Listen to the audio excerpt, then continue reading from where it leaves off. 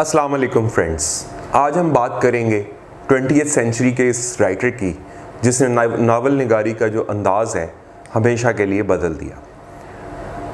यानी एक ऐसा शख्स जिसके बारे में क्रिटिक्स कहते हैं कि उसके नज़दीक उसकी तहरीरें इतनी पेचीदा हैं कि मतलब उसको समझने के लिए बार बार पढ़ना पड़ता है। जी, तो मैं बात कर रहा हूँ बेसिकली जेम्स जॉयस की, कि उसने जो दिमाग में चलने वाले ख़यालात होते हैं उसको उसने अदब का एक हिस्सा बना दिया। तो अगर आप इस मॉडर्न लिटरेचर को समझने चाहते हैं जिसका नाम जेम्स जॉयस है, तो उसके लिए आपको उस दौर के हालात, आपका मॉडर्न लिटरेचर किस तरह स्टार्ट हुआ था, पहली वर्ल्ड वॉर के असरात क्या थे, सेगमेंट फ्राइड के नज़रियात क्या थे, और जॉयस की जितनी तमाम अहम तसानीफ़ थीं उसको समझना पड़ेगा। सबसे पहले तो जनाब किसी भी अदीब को समझने के लिए ज़रूरी है कि पहले उस ज़माने को समझा जाए जिसमें वो पैदा हुआ हो। 19th सेंचुरी के आखिर तक जो आपका इंग्लिश लिटरेचर था उस पर विक्टोरियन दौर का गलबा था। उस दौर की तहरीरों में मोरालिटी और आपके जो सोशल प्रिंसिपल्स होते हैं, आपकी जो रिलीजियस वैल्यूज़ होती हैं, और आपके जो ऐसे कह लें कि करैक्टर्स होते हैं उनको बहुत अहमियत दी जाती थी, जैसे मिसाली करैक्टर्स होते हैं। और जितने आपके नॉवेल्स थे, जितनी आपकी पोइट्री थी, उसमें ज़्यादा किरदार ऐसे दिखाए जाते थे जो अच्छाई यानी कि गुड और ईवल के जो कॉन्सेप्ट है उसको बड़े वाज़े तरीके से पेश किया करते थे। लेकिन वक्त के साथ साथ फिर दुनिया बदलने लगी, आपके सिंबल्स चेंज होने लगे, और जो इंडस्ट्रियल रेवोल्यूशन आया, समझ लें कि शहरों की आबादी बढ़ी, साइंस ने कह लें कि नई दरियाफ्तें की, लोगों की सोच में तब्दीली आना शुरू हुई, और फिर इसी तरह जो राइटर्स थे उन्होंने महसूस किया कि अब उस पुराने अंदाज में लिखना काफ़ी नहीं है जिसमें वो पहले लिख रहे थे। यानी कि नए ज़माने के साथ आपको अपनी राइटिंग जो है चेंज करनी पड़ेगी। और यही वो दौर था जब Thomas Hardy, Oscar Wilde, H.G. Wells और जॉर्ज मूर, हेनरी जेम्स, इन्होंने ये अदीब सामने आए जिन्होंने लिटरेचर को एक नई सिमत दी। इन सब ने इस जो ये तब्दीली लेके आए, उस तब्दीली को आप कह लें इन्होंने मॉडर्निज़म कहा, या उस तब्दीली को मॉडर्निज़म कहा गया या मॉडर्न लिटरेचर कहा गया। लेकिन जदीद असल जो इसकी बुनियाद है जंग अज़ीम के बाद, यानी कि जंग अज़ीम जो 1914 से 1918 तक जो जंग रही, कि लाखों लोग मरे, पूरी दुनिया हिल के रह गई, ख़ानदान के ख़ानदान उजड़ गए, इकॉनमी उजड़ गई, और जिस तहज़ीब, तरक्की और इंसानियत पर लोग फ़ख्र करते थे वो तो सारी चली गई। यानी कि इंसान का जो एक बिलीफ सिस्टम था वो सारे के सारा टूट गया था, और लोग समझने लग गए थे कि जितनी उनकी सोच या जितनी आपकी दुनिया एग्जाम्पलरी समझी जाती है उतनी एग्जाम्पलरी वो नहीं। और एक बिलीफ की जगह एक खौफ ने, एक डिसबिलीफ ने, एक डिसइल्यूजन ने उसकी जगह ले ली। और जो ह्यूमन साइकोलॉजी है इसकी बहुत बड़ी प्लेस बन गई। इसलिए कहते हैं कि वो जंग के बाद जो लिखने वाले पोइट्स थे और जो राइटर्स थे वो हकीकत को वैसा ही दिखाने लगे जैसे वो थी, जितनी मर्ज़ी वो तलख। उन्होंने नहीं देखना कि वो हमने जो पुराने ज़माने के हैप्पी मैरी वाले जो एंगल्स थे वो उन्होंने लेने छोड़ दिए, और उन्होंने वो हकीकतें दिखानी शुरू की जो कि वॉर के बाद उनको नज़र आई। उसी ज़माने में एक बड़ी अहम शख्सियत सामने आई जिसने लिटरेचर पे बहुत कह लें बहुत गहरा असर डाला, और साइकोलॉजी के स्टूडेंट उसको जानते भी हैं। उसका नाम है सेगमेंट फ्रॉइड। सेगमेंट फ्रॉइड ने कहा कि इंसान सिर्फ वो नहीं जो बाहर से नज़र आता है, बल्कि इसके अंदर एक सबकॉन्शियसनेस भी मौजूद होती है जिसमें आपकी सप्रेस्ड मेमोरीज जो होती हैं वो दबी हुई होती हैं। इस नज़रिए ने, इस आइडियोलॉजी ने आपके जो राइटर्स के लिखने का अंदाज़ है उसको चेंज कर दिया। पहले जो आपके राइटर्स थे वो करैक्टर्स जो करते थे उसको बयान करते थे, अब वो किरदारों के जहन के अंदर झांकने लगे। अब सवाल ये नहीं रहा कि किरदार ने क्या किया, बल्कि ये अहम हो गया कि इसने ऐसा क्यों किया, इसके जहन में उस वक़्त क्या ख्यालात चल रहे थे, और अंदर से वो किस किस्म की स्ट्रगल जो है वो उसके अंदर चल रही थी। तो जो जेम्स जॉयस हैं जिनकी हम बात कर रहे हैं आज, वो भी इन्हीं राइटर्स में से नुमाया थे और जिन्होंने इस नए अंदाज को मुकम्मल तौर पर अपनाया। उन्होंने महसूस किया कि इंसान की असल कहानी इसके दिमाग के अंदर चल रही होती है, जबकि बाहर से एक शख्स खामोश बैठा हो सकता है, साइलेंट लग रहा होता है, लेकिन उसके जहन में सैकड़ों ख्यालात चल रहे होते हैं। एक ही वक्त में सैकड़ों ख्यालात जो चल रहे होते हैं, जिसमें माजी की यादें हैं, मुस्तकबिल के ड्रीम्स हैं, हाल के मसाइल हैं, खौफ है, उम्मीदें हैं और बेशुमार एहसासात हैं जो एक साथ मौजूद होते हैं। तो जॉयस ने यहाँ फ़ैसला किया था कि वो नावल को जो इन्हीं ख़यालात के ऊपर लिखेगा जिस तरतीब से वो जहन में आते हैं, और यही जो टेक्निक है ये बाद में आपकी स्ट्रीम ऑफ कॉन्शियसनेस कहलाई, जिसने दुनिया भर के राइटर्स को इन्फ्लुएंस किया। अगर हम जेम्स जॉयस की अर्ली लाइफ की तरफ आएँ तो बेसिकली वो 2 फरवरी 1880 में पैदा हुआ, आयरलैंड में पैदा हुआ, डबलिन में, और उनका ताल्लुक़ जो था एक बड़ी कैथोलिक फैमिली से था, और इनके वालिद जो थे जॉन जॉयस बड़े खुश मिजाज थे, और उनके जो हालात उनकी ज़िंदगी में थे उनके ऊपर जेम्स जॉयस के ऊपर उन्होंने बड़े हालात असर डाला उसकी राइटिंग पे। इसके फ़ादर ने, जेम्स जॉयस ने अपनी ज़िंदगी में तंगदस्ती भी देखी, खुशहाली भी देखी, ये दोनों चीज़ें इसने देखी हैं और इसी वजह से इसकी राइटिंग में ये दोनों चीज़ें नज़र आती हैं। तालीम के मैदान में देखा जाए वो बहुत इंटेलिजेंट आदमी था, ज़ुबानें सीखने में माहिर था, अंग्रेज़ी के साथ साथ इसने फ्रेंच सीखी, इटालियन सीखी, दीगर यूरोपीय ज़ुबानों के ऊपर भी इसने अबूर हासिल किया, और इसने बचपन से ही बड़े बड़े आपके जो फ़िलासफ़र्स थे और जो राइटर्स थे उसको इन्होंने पढ़ना शुरू कर दिया।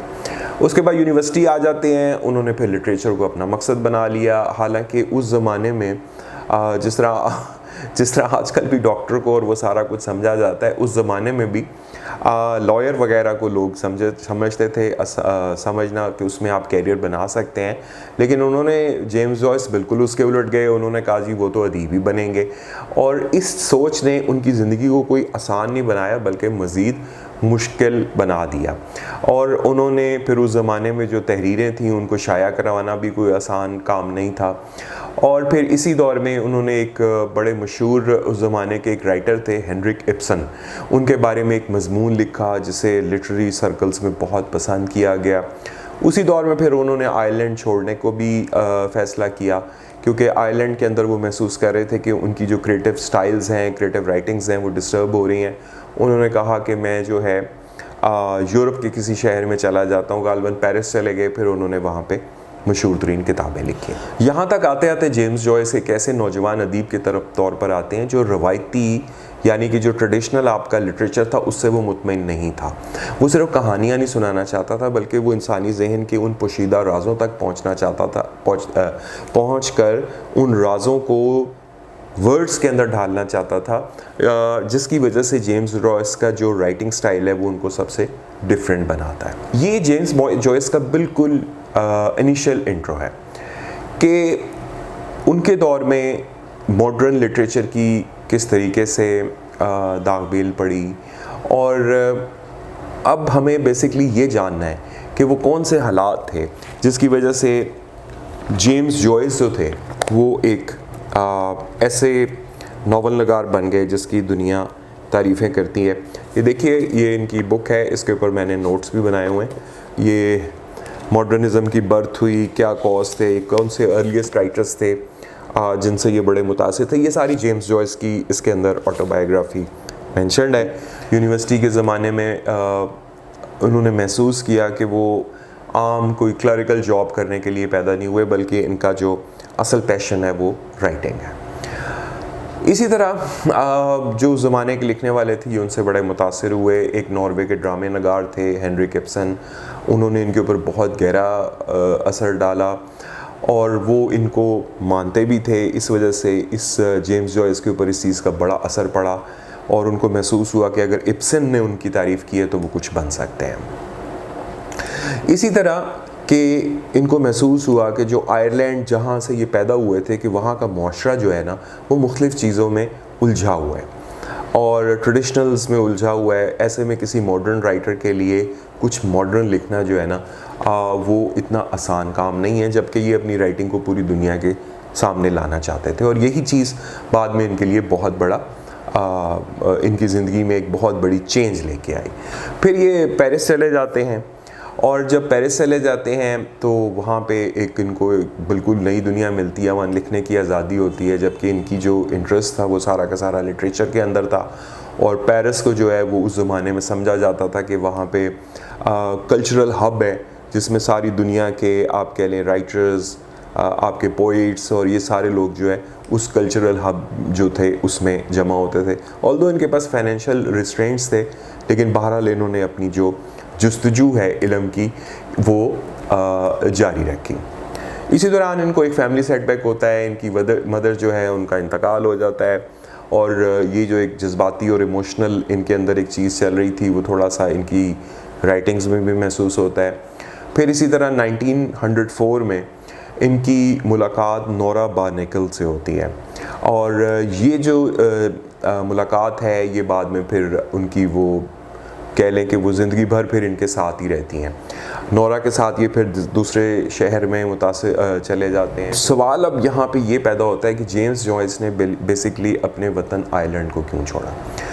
जेम्स जॉयस की एक सोच थी, वो समझते थे कि आयरलैंड का जो माशरा है ना वो पाबंदियों में, समाजी दबाव और सियासी इख्तलाफात में इस कदर उलझा हुआ है कि वहाँ पे सांस लेना भी मुश्किल है, जबकि वो चाहते थे कि वो अपने ख़यालात किसी खौफ या पाबंदी के बगैर लिख सकें। यही वजह है कि उन्होंने फिर अपनी बाकी सारी ज़िंदगी जो है खुसूसन ज़ुरिख और पेरिस में गुजार दी। आयरलैंड छोड़ने के बाद फिर जेम्स जॉयस की ज़िंदगी कोई इतनी आसान रह नहीं गई थी, और राइटिंग्स उनकी अभी इतनी पब्लिश नहीं हो रही थी, कमाई का कोई सोर्स उनके पास था नहीं। बस वो ये करते थे कि छोटे छोटे तबसरे लिखते थे, कभी कहीं टीचिंग कर ली, कहीं कहीं छोटा छोटा मजमून लिख लिया, लेकिन ये है कि उसने लिखना कभी नहीं छोड़ा, कि उसका एक यकीन था कि एक ज़माना आएगा कि उसकी जो तहरीरें हैं वो यानी कि वो अपनी तहरीरों से पहचाना जाएगा। और इसी दौरान फिर इन्होंने अपनी जो सबसे मशहूर बुक है द ब्लाइंडर्स, बड़ी मशहूर एक बुक है, वो लिखनी शुरू की। बज़ाहिर तो ये एक मुख्तसर सी कहानियों का मजमूआ थी, लेकिन हकीकत में ये डबलिन शहर की समाजी सियासी ज़िंदगी का आईना थी, जिसमें इन्होंने बताया कि वहाँ के लोग रहते कैसे हैं, वहाँ पे सोच क्या है, उधर उस मुआशरे की जो मायूसियाँ थीं, जिस तरीके से वहाँ पे स्टैग्नेशन फैली हुई थी, जमूद था, वो सारा कुछ जो है ना इन्होंने डबलाइनर के अंदर पेश किया, जिसकी वजह से इन्होंने अपने किरदारों को एक तरह से समझ लें हीरो बना दिया। और इनका ये जो एंगल था ना कि ज़िंदगी को उसी अंदाज से दिखाया जाए जिस अंदाज से वो पेश आ रही है, यही बड़ा फेमस हुआ। बाद में यही जो इनकी रियल राइटिंग है ना, ये कह लें कि इस किताब की शाद के लिए भी मसला भी बन गई, क्योंकि उस ज़माने के पब्लिशर ये समझते थे कि भाई ये किताब तो बहुत बोल्ड लिखी हुई है, बड़े बोल्ड तरीके से ये सब कुछ पेश करती है, इसलिए हम लोग तो इसको हमारे लिए पब्लिश करना बड़ा मुश्किल है।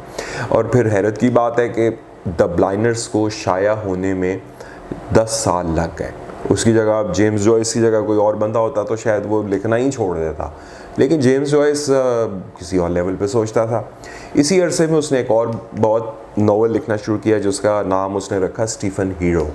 ये बड़ी हद तक उनकी अपनी बायोग्राफी थी, उसको बेहतर किया, उसकी राइटिंग को कई उन्होंने बाद में उसके पार्ट्स डिलीट कर दिए। फिर इन्होंने एक और किताब जो है, यही नावल जो है बाद में a portrait of a young man as an artist के नाम से इन्होंने लिखी, यहाँ मेरे पास पढ़ी भी हुई है। वो इस किताब को कह लें कि ये मॉडर्न लिटरेचर का शाहकार कंसिडर होता है। एक्चुअली इसके नावल्स इतने फेमस क्यों हुए? इसके नावल्स इसलिए फेमस हुए कि ये सिर्फ आम जो करैक्टराइजेशन है वैसे नहीं ये करता था, वो वाक़े से ज़्यादा ना वो ये करता था कि किरदार के जहन में चल क्या रहा है। और मिसाल के तौर पर एक आम मुसन्निफ़ जब लिख रहा होगा कि एक नौजवान जो है सड़क पे चल रहा होगा, तो लेकिन जब जेम्स जॉयस लिखेगा तो वो सिर्फ ये नहीं बताएगा वो सड़क पे चल रहा है, बल्कि वो ये भी बताएगा कि उस लड़के के जहन में इस वक्त कौन सी बात चल रही है, वो किस चीज़ से खौफज़दा है, मुस्तकबिल के बारे में उसकी क्या सोच है, माजी के कौन से वाक़यात हैं जो इसके याद में आ रहे हैं। यही अंदाज़ जो है बाद में इनकी लिटरेचर में आइडेंटिटी बन गया। इनको इतनी आसानी से बहरहाल शोहरत नहीं मिली, इनको माली मुश्किलात थी, पब्लिशर्स भी इनको तंग करते थे, लेकिन ये है कि बंदा अपने तौर पे लगा रहता था।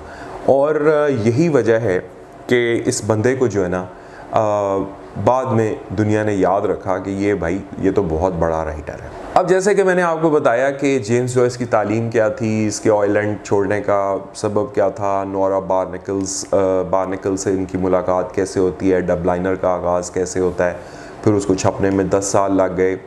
यानी कि इस मरहले पे आप यूँ समझ लें कि जेम्स जॉयस ऐसी शाहकार चीज़ें लिखने की तरफ आने वाले थे जिसकी वजह से अदब में उनका नाम बहुत बड़ा बन गया। जैसे मैंने आपको बताया a portrait of the artist as a young man जो नावल था, ये बेसिकली उनका जो नावल था स्टीफन हीरो, ये वही था लेकिन उन्होंने उसको नए सिरे से लिखा।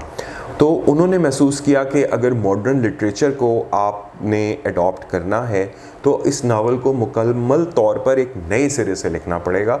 लिहाजा महसूस ये किया नाकदीन ने जब ये नावल शाया हुआ portrait of the young man as an artist कि ये भाई बहुत बड़ा राइटर जो है ना आपकी लिटरेरी वर्ल्ड में आ चुका है। इस नावल का जो मरकज़ी किरदार है स्टीफन डेडलस है, और हकीकत ये है कि स्टीफन दरअसल खुद जेम्स जॉयस की शख्सियत ही है। इसके नज़दीक उसका बचपन, उनकी नौजवानी, तालीमी ज़िंदगी, उनका माहौल, ख़ानदानी मसाइल और एक फ़नकार के तौर पर अपनी ज़हनी कश्मकश को जो है ना इन्होंने उस a portrait of the young man as an artist में पेश किया। इसलिए आप कह सकते हैं कि ये नावल जो था सेमी ऑटोबायोग्राफिकल नावल जो है वो समझा जाता है। इस नावल की सबसे बड़ी खसूसियात ये है कि इसमें वाक़यात से ज़्यादा किरदार की जो माइंड के अंदर चल रहा है उसको बयान किया है, और पढ़ने वाला महसूस करता है कि वो किरदार के साथ चल नहीं रहा बल्कि उसके जहन के अंदर दाखिल हो गया। वो कभी उस स्टीफन डेडलस के समझ लें चाइल्डहुड में दाखिल हो जाता है, कभी वो आर्ट की तरफ चला जाता है, कभी वो फ्रीडम की तरफ चला जाता है, कभी किसी ख्याल की तरफ चला जाता है, और ये यूं सारी चीज़ें जो हैं एक दूसरे के साथ तरतीब से वन बाय वन जुड़ती चली जाती हैं। और एक्चुअली यही वो पॉइंट है जहाँ पे हमें स्ट्रीम ऑफ कॉन्शियसनेस की तरह समझना चाहिए कि एक आम आदमी का जो शऊर है वो इस वक्त क्या कह रहा है। इसीलिए portrait of the young man as an artist में जिस वक्त जेम्स जॉयस ये सब कुछ लिख रहे हैं तो आपको लगेगा एक आदमी खामोश सा बैठा है, लेकिन उसके जहन में जो कुछ चल रहा है वो जेम्स जॉयस ने पेश किया है कि कल क्या वाक़या हुआ था, आगे वो उसके बारे में क्या सोच रहा है। तो वो जो उसकी सोचें थी ना वो ऐसी नेचुरल फ़्लो की शक्ल में जेम्स जॉयस ने उस नावल में पेश की, और वही जो चीज़ है वो इनको फिर बाकी राइटर से बहुत डिफरेंट करती है कि एक आम राइटर तो लिखेगा जी एक आदमी पार्क में बैठा हुआ है, लेकिन बैठे बैठे उस आदमी के जहन में अपनी कोई पुरानी याद आ रही है, उसकी वालदा की बात आ रही है, उसके दोस्त आने शुरू हो गए हैं उसके जहन में। तो इसीलिए इनको इंसानी शऊर का या इंसान उसके आइडेंटिटी का, माइंड आइडेंटिटी का सबसे बड़ा राइटर जो है वो कहा जाता है। इसी टेक्निक से मिलती जुलती एक और टेक्निक है जिसे इंटीरियर मोनोलॉग बोला जाता है। यानी कि आप उसको सिंपल अंदाज में यूँ समझ लें कि आप अंदर जो अपने आप से बातें कर रहे हैं, आपके ख्यालात क्या हैं, आपका खौफ क्या है, आपकी उम्मीदें क्या हैं, आपके सवालात जो आपके जहन में चल रहे हैं, वो आपके अंदर का जो बंदा है वो ख़ुद उनके जवाब देने की कोशिश कर रहा है। वो बंदा ऑब्वियसली जेम्स जॉयस है, और जेम्स जॉयस ने इस तकनीक को इतनी महारत से इस्तेमाल किया कि बाद में जो पूरी दुनिया के जो आपके नावल निगार हैं वो इससे मुतासिर हुए। 1914 में जाके फिर इनका डबलाइनर शाया हो जाता है, और ये एक बोल्ड राइटर के तौर पे पहचाने जाते हैं। इसी दौरान एक सैड वाक़या पेश आता है कि जंग अज़ीम शुरू हो जाती है। इस जंग ने यूरोप के लाखों लोगों की तरह जेम्स जॉयस की ज़िंदगी को भी मुतासर किया, बार बार शहर चेंज कर रहा है और ज़िंदगी मज़ीद इनकी दुश्वार हो जाती है। इसलिए इनकी राइटिंग में ये चीज़ें नज़र आती हैं, लेकिन इन्होंने लिखना नहीं छोड़ा, जितनी मर्ज़ी इनको प्रॉब्लम्स आई। और यही वो चीज़ है जो बाकी राइटर्स भी इनसे सीखते हैं कि भाई जितनी मर्ज़ी मुश्किलात आ जाएँ आपने जो है ना लिखना नहीं छोड़ना। अब मैं जिक्र करना चाहूँगा इनकी सबसे मशहूर किताब का जिसका नाम है यूलिसिस। अभी पिछले दिनों एक फ़िल्म भी आई हुई थी आजकल एक ऑडिसी के नाम से। यूलिसिस का जो है उसको यूलिसिस को आप बेसिकली ऑडिसी को जो है वो यूलिसिस ही है, उसके ऊपर ये सारी स्टोरी बेस करती है। और ये स्टीफन डेडलस जो करैक्टर था जिसके बारे में मैंने आपको बताया है portrait of the young man as an artist में, जिस करैक्टर की जिस करेक्टर को उन्होंने बिल्डअप किया है यानी स्टीफन को, वही करेक्टर जो है वो यूलिसिस के अंदर भी शुरू होता है।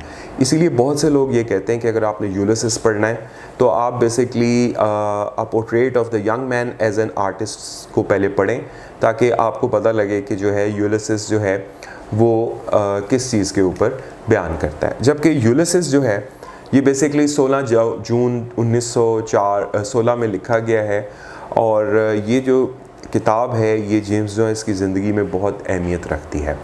इसका एक करेक्टर जो है ल्यूपोल्ड ब्लूम है, जो कि एक आम आदमी है। बज़ाहिर वो रोज़मर्रा के मामूलात अंजाम देता है, लेकिन हकीकत में वो कारी के साथ यानी कि पढ़ने वाले के साथ, जो रीडर है उसके जहन के अंदर सफ़र कर रहा होता है। जो वो महसूस करता है, जो वो देखता है, जो वो याद करता है, ये सारी चीज़ें जो है ना वो साथ साथ चल रही होती हैं।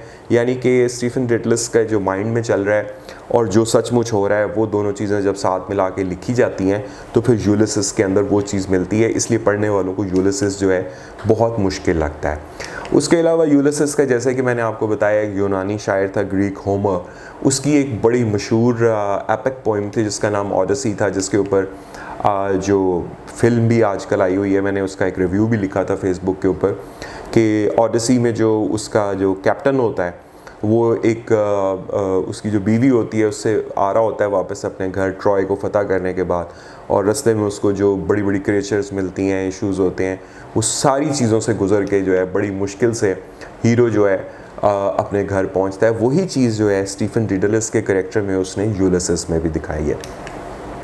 लेकिन ये बात भी ज़हन में रखें कि जब यूलिसिस शाया होना शुरू हुई तो इस पर शदीद एतराज़ात किए गए। बाज़ नाकदीन के नज़दीक उसमें इस्तेमाल होने वाली ज़ुबान और बाज़ मौज़ूआत उस दौर के मुआशरती मयार के ख़िलाफ़ हैं। अमेरिका में, यूके में इसके ऊपर, बरतानिया में पाबंदियाँ लगी, इसकी अशात को रोकी गई, लेकिन 1922 में इसका जो मुकम्मल एडिशन है वो शाया हुआ, और बाद में फिर पूरी दुनिया ने उसको एक जदीद शाहकार ही तस्लीम कर लिया। लेकिन ये आदमी की ज़िंदगी फिर भी आसान नहीं हुई। ये जेम्स जॉयस जो आँखों की बीमारी में भी मुब्तला थे, इनके ऑपरेशन भी हुए, इनकी फ़ाइनेंशियल मुश्किलात भी ख़त्म नहीं हुई, लेकिन इस आदमी ने पेन कभी नहीं छोड़ा। वो ये समझता था कि ये कोई प्रोफेशन नहीं है, ये इसकी ज़िंदगी का मकसद है, राइटिंग है। इसी वजह से आज भी जेम्स जॉयस को सिर्फ एक नावल निगार नहीं बल्कि मॉडर्निज़म का सबसे बड़ा आर्किटेक्ट कहा जाता है, क्योंकि उन्होंने दुनिया को ये सिखाया कि नावल सिर्फ वाक़यात बयान करने का नाम नहीं होता, बल्कि इंसानी ज़हन, एहसासात, यादों, ख्वाबों और शऊर की गहराइयों को भी लिखने का हिस्सा बनाया जा सकता है। इनके बाद आने वाले बेशुमार राइटर्स जैसे वर्जीनिया वुल्फ, जिसके ऊपर टू द लाइट हाउस में मैंने प्रोग्राम भी किया, मेरे यूट्यूब चैनल पे पढ़ा है, वो आप पढ़ सकते हैं। सैमुअल बेकेट हैं, ये किसी न किसी अंदाज में इनकी लिखी गई राइटिंग से बड़े हद तक मुतासिर हुए। तो अगर आपने टू द लाइट हाउस पढ़ा है तो आप महसूस करेंगे कि वर्जीनिया वुल्फ जो हैं वो भी इसी तरह लिखती हैं स्ट्रीम ऑफ कॉन्शियसनेस की नज़र में। तो अब हमने डिस्कस कर लिया डबलाइनर्स, और उसके बाद यूलिसिस को डिस्कस किया, और हमने ये डिस्कस किया कि जेम्स जॉयस की अपनी ज़िंदगी कैसी थी, और उस किताब के छपने के बाद भी इनकी ज़िंदगी में जो कोई इतनी आसानियाँ नहीं आई। लेकिन इसके बाद इन्होंने फिर एक और किताब पे काम शुरू किया जो गालिबन 1920s या 1925 में आई, उसको कहा जाता है फिनेगन्स वेक। ये किताब को मुकम्मल करने में इनको तकरीबन 16 बरस ले गए, 16 बरस लगे इनको फिनेगन्स वेक को लिखने में, और ये बड़ी मुश्किल किताबों में ये शुमार होती है, क्योंकि इसके अंदर सिंबल्स हैं, डिफरेंट लैंग्वेजेस हैं, इसमें आपके मतलब सिंबल ज़्यादा हैं, इसमें ड्रीम्स हैं, और इस किस्म का कॉम्बिनेशन इन सारी चीज़ों में मिक्स करके पढ़ाया गया है कि इस किताब को अलहदा कोर्स की शक्ल में दुनिया की मुख्तलिफ यूनिवर्सिटीज़ में पढ़ाया गया है। और इस किताब की गालिबन सबसे मुश्किल बात यही है कि इसमें जो रियलिटी है उसको ड्रीम्स के साथ मिला दिया गया है। जैसा कि मैंने आपको शुरू में बताया था, सेगमेंट फ्राइड का जो असर है वो पूरी दुनिया के राइटर्स ने कबूल किया, और उसी चीज़ को बाद में मॉडर्निज़म कहा गया। तो वो भी ड्रीम्स की बात करता था, इसने भी ड्रीम्स को जो है रियलिटी के साथ मिला के उसको एज इट इज़ पेश कर दिया। यानी कि ड्रीम्स में जिस तरह कोई वो नहीं होती, तरतीब नहीं होती, इसी तरह इस राइटिंग का भी फ़्लो इसी तरह ही चला है जैसे कि आपका एक ड्रीम चल रहा है। क्योंकि जेम्स जॉयस ये समझते थे कि अगर आपने इंसानी शऊर को सही मायनों में समझना है तो सिर्फ जागती हुई ज़िंदगी नहीं बल्कि आपको ख्वाबों की दुनिया को भी समझना पड़ेगा। इसी वजह से जो फिनेगन्स वेक पढ़ने वाले लोग हैं वो यही बोलते हैं कि जेम्स जॉयस की इस किताब को समझना जो है तकरीबन नामुमकिन है। जबकि आपके जो क्रिटिक्स हैं, लिटरेरी क्रिटिक्स हैं, वो ये कहते हैं कि ये सबसे बोल्ड आपकी जो है ना अदबी तख्लीक है। और इनकी किताबों से आपको ये सबक मिलता है कि सिर्फ आम लिखना ही सब कुछ नहीं होता, बल्कि नए तरीके से दुनिया को कोई नया एंगल पेश करना ही जो है राइटिंग होती है। इस सब चीज़ करने के बावजूद भी जेम्स जॉयस जो है ना, उनकी कुछ ज़िंदगी इतनी आसान नहीं थी। उसको बड़ी फाइनेंस के उसको बहुत इश्यूज़ रहे, आँखों का उसको मसला रहा। और फिर जैसे कि मैंने आपको बताया तो 1939 में सेकेंड वर्ल्ड वॉर भी शुरू हो जाती है। तो फिर एक दफ़ा यूरोप का जो माहौल है वो बिल्कुल अनसर्टेन हो जाता है। उसके बावजूद जेम्स जॉयस जो है अपने फैमिली के साथ स्विट्ज़रलैंड के शहर ज़ूरिख मुंतकिल हो जाते हैं। और फिर इसी दौरान इनकी जो सेहत है वो मुसलसल ख़राब होती रही है और फिर 1940s में जाके इनका इंतकाल हो जाता है। तो अब तक मैं जो आपको बताने की कोशिश की है उसमें यही है कि ये मॉडर्निज़म का लिटरेचर है, जिसमें ये ड्रीम्स और रियलिटी इकट्ठा चल रहा है, उसका एक मेन आर्किटेक्ट जो है जेम्स जॉयस है। और जदीद अदब का जो बुनियादी मकसद सिर्फ कहानी सुनाना कभी भी नहीं रहा, बल्कि इंसान के अंदर क्या चल रहा है, आपके जहन में क्या चल रहा है, आपकी इमोशंस क्या हैं, उसको बताना एक राइटर का मकसद होता था। और जेम्स जॉयस ने इस मकसद को सबसे ज़्यादा कामयाबी से पूरा किया। उन्होंने नावल को सिर्फ वाक़यात का मजमूआ नहीं बल्कि इसे इंसानी शऊर की मुकम्मल तस्वीर बना दिया। और इनकी जो सबसे इम्पॉर्टेंट टेक्निक थी राइटिंग में वो थी स्ट्रीम ऑफ कॉन्शियसनेस। और अक्सर ये सवाल पूछा जाता है कि स्ट्रीम ऑफ कॉन्शियसनेस क्या है। तो मेरा यही ख्याल है कि अगर आपने यूलिसिस पढ़ा है तो आप यूँ कह दें कि इंसानी जहन में जो आने वाले ख़यालात होते हैं, जो कुदरती तरीके से आपके जहन में आ रहे होते हैं, उसको बग़ैर किसी मसनूई तरतीब के उसको आप एज़ इट इज़ पेश करते रहें। एक ही लम्हे में आप पास्ट में चले जाते हैं, प्रेजेंट में आ जाते हैं, फ्यूचर में ट्रैवल करते हैं। इसी ट्रैवलिंग को जेम्स जॉयस ने अपने नावलों का हिस्सा बनाया और बेसिकली यही चीज़ स्ट्रीम ऑफ कॉन्शियसनेस कहलाई। इसी तरह इंटीरियर मोनोलॉग है, यानी कि वो चीज़ जिसमें आप अपने आप से बातें करते हैं। ये चीज़ जेम्स जॉयस ने अपने करैक्टर्स को इतना रियल बना दिया कि लोगों को ये महसूस होने लग गया कि वो जो कुछ पढ़ रहे हैं, जैसे या portrait of the artist as a young man वगैरह जो हो गई, वो उसमें आपको लगता है कि जैसे आप अपनी कहानी पढ़ रहे हैं। और यही वो चीज़ है कि जो आपके मॉडर्न लिटरेचर की निशानी है, जिसमें आपको ये पता लगता है कि जो जेम्स जॉयस है, इसके लिखने का जो अंदाज़ है वो बाकियों से क्यों इतना मुख्तलिफ है। फिर इन्हीं के जो अंदाज़ हैं वो फिर वर्जीनिया वुल्फ ने भी कॉपी किए। और कहते हैं कि अगर जेम्स जॉयस ना होते तो शायद आज का जो मॉडर्न लिटरेचर है उसकी शक्ल ही कुछ और होती। तो बहरहाल जेम्स जॉयस के नावल्स को पढ़ने के लिए आपको सिंबल्स और हिस्ट्री और लिटरेचर के ऊपर थोड़ा सा अबूर होना चाहिए, थोड़ा सा आपको इन चीज़ों के बारे में पता होना चाहिए, तभी आप जो है जेम्स जॉयस के नावल को समझेंगे। कि हमने आज जो जेम्स जॉयस के नावल के ऊपर बात की, इनकी किताबों के ऊपर बात की, जो इब्तदाई ज़िंदगी में बात की, मैं यही कहना चाहूँगा कि जेम्स जॉयस एक ऐसा राइटर था जिसने लिटरेचर को मॉडर्न इसलिए कर दिया कि ये विक्टोरियन तर्ज के ज़माने में जो लिटरेचर चल रहा था उसको इन्होंने छोड़ के एक बिल्कुल ही डिफरेंट लाइन अडॉप्ट की। और इस डिफरेंट लाइन को फिर इस तरह अडॉप्ट किया कि दुनिया ने इसको सराहा। फिर इनकी किताबें पब्लिशेस हुई, जैसे कि मैंने आपको किताबों का सारा बताया। और इनका जो स्टाइल है फिर पूरी दुनिया में जो स्ट्रीम ऑफ कॉन्शियसनेस है, इंटीरियर मोनोलॉग है, वो पूरी दुनिया में बहुत फेमस हुआ। तो ऐसे ही ये बंदा जो है फिर मॉडर्न लिटरेचर का आर्किटेक्ट कहलाया। तो उम्मीद है आपको मेरा व्लॉग पसंद आया होगा। आप मुझे बताइएगा, आपको मेरा कमेंट सेक्शन में जो भी आपकी इस हवाले से राय है मुझे बड़ा अच्छा लगेगा। इंशाल्लाह फिर नेक्स्ट टाइम किसी और व्लॉग के साथ, किसी और राइटर और बुक के साथ मैं हाजिर होऊंगा। तब तक के लिए इजाज़त दीजिए।